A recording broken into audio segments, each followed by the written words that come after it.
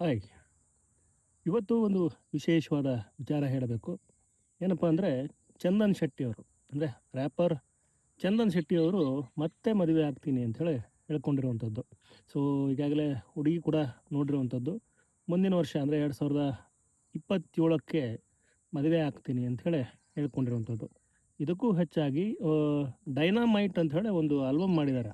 So, ಇದಕ್ಕೆ ಒಂದು 30-35 ಲಕ್ಷ 30 ಲಕ್ಷ ಒಟ್ಟು ಹಾಡಿಗಾದರೆ, ಇನ್ನು 5 ಲಕ್ಷ ಪ್ರಚಾರಕ್ಕೆ. ಒಟ್ಟು 35 ಲಕ್ಷದಲ್ಲಿ ಈ ಒಂದು ಡೈನಾಮೈಟ್ ಅಂಥೇಳಿ ಒಂದು ಆಲ್ಬಮನ್ನು ರೆಡಿ ಮಾಡಿರುವಂಥದ್ದು. ಇವರೇ ಇದಕ್ಕೆ ನಿರ್ಮಾಪಕರು, ಇವರೇ ಎಲ್ಲ. ಸೊ, ಇಲ್ಲಿ ಡಯಾನಾ ಅಂಥೇಳಿ ಒಬ್ಬ ಕಲಾವಿದೆ ಇದ್ದಾರೆ. ಅವರು ನಟಿ ಕೂಡ, ಒಳ್ಳೆಯ ರ್ಯಾಪರ್ ಕೂಡ. ಹೀಗೆ ಇನ್ಸ್ಟಾಗ್ರಾಮಲ್ಲಿ ಚಂದನ್ ಶೆಟ್ಟಿ ಅವರಿಗೆ ಸಿಗ್ತಾರೆ. ಸೊ, ಫಸ್ಟ್ ಮೀಟಿಂಗಲ್ಲಿ ಸೆಲೆಕ್ಟ್ ಆಗ್ತಾರೆ. 2ನೇ ಮೀಟಿಂಗಲ್ಲಿ ಡಯಾನಾ ಈ ಒಂದು ಆಲ್ಬಮಲ್ಲಿ ಹಾಡಬೇಕು ಅಂತ ಹೇಳ್ತಾರೆ ಚಂದನ್ ಶೆಟ್ಟಿ. ಅದಕ್ಕೆ ಡಯಾನಾ ಒಪ್ಕೋತಾರೆ. ಹೀಗೆ ಶುರುವಾದಂಥ ಡಯಾನಾ ಮೈಟ್ ಅಥವಾ ಡಯಾನಾಮೈಟ್ ಅಂಥೇಳಿ ಹೆಸರಿಟ್ಟಿರುವಂಥ ಆಲ್ಬಮ್ ಇದು. ಕನ್ನಡನೂ ಅಲ್ಲ, ಹಿಂದಿನೂ ಅಲ್ಲ, ಇಂಗ್ಲೀಷ್ ಒಂದು ಏನಪ್ಪ ಆಲ್ಬಮು.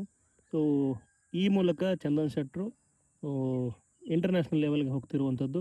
ನಾನು ಕನ್ನಡದವನೇ. ಸೊ, ಕನ್ನಡದಲ್ಲಿ ಇದ್ಕೊಂಡು ಕನ್ನಡದಲ್ಲಿ ಮಾಡಾಗಿದೆ ಸಾಕಷ್ಟು ವಿಚಾರಗಳನ್ನು, ಸಾಕಷ್ಟು ಆಲ್ಬಮ್ಗಳನ್ನು.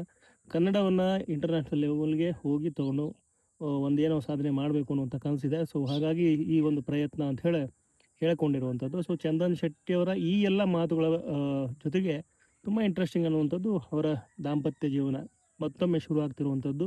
ಸೊ, ಹುಡುಗಿ ಯಾರು ಅನ್ನೋದನ್ನು ಚಂದನ್ ಹೇಳ್ಕೊಂಡಿಲ್ಲ. ಆದರೆ ಸೊ, ಮದುವೆ ಆಗೋದು ಪಕ್ಕ, ಮದುವೆ ಬಗ್ಗೆ ನಂಬಿಕೆ ಇದೆ ಅಂಥೇಳಿ ಹೇಳ್ಕೊಂಡಿರುವಂಥದ್ದು. ಸೊ, ಚಂದನ್ ಶೆಟ್ಟರ ಈ ಒಂದು ಹೊಸ ವಿಚಾರ ಎಲ್ಲರಿಗೂ ಅಷ್ಟೇ ಕುತೂಹಲ ಮೂಡಿಸಿರುವಂಥದ್ದು. ಹಾಗೆಯೇ ಡೈನಾಮೈಟ್ ಸಾಂಗ್ ಹೇಗಿರುತ್ತೆ ಇಂಗ್ಲೀಷ್ ಸಾಂಗ್ ಅಂಥೇಳಿ, ಸೊ ಅದಕ್ಕೆ ಹೇಳಲಿಕ್ಕೆ ಒಂದಷ್ಟು ಫೋಟೋಗಳು ಏನಿದೆ ಅವರ ಡಯಾನಾ ಮತ್ತು ಚಂದನ್ ಶೆಟ್ಟರ ಫೋಟೋಸ್ಗಳು ಅವೆಲ್ಲ ಹೆಚ್ಚು ಗಮನ ಸೆಳೀತಾ ಇರುವಂಥದ್ದು. ಸೊ, ಇದು ಚಂದನ್ ಶೆಟ್ಟರ್ಗೆ ಸಂಬಂಧಪಟ್ಟಂಗೆ ಸದ್ಯಕ್ಕೆ ಇರುವಂತಹ ಮಾಹಿತಿ. ಸೊ, ಸದ್ಯಕ್ಕೆ ಇಷ್ಟಂತ ಹೇಳ್ತಾ ನಾನು ಈ ಒಂದು ವಿಡಿಯೋನ ಎಂಡ್ ಮಾಡ್ತಿದ್ದೀನಿ. ವಿಡಿಯೋ ನೋಡೋದು ಪ್ರತಿಯೊಬ್ಬರಿಗೂ ಧನ್ಯವಾದಗಳು.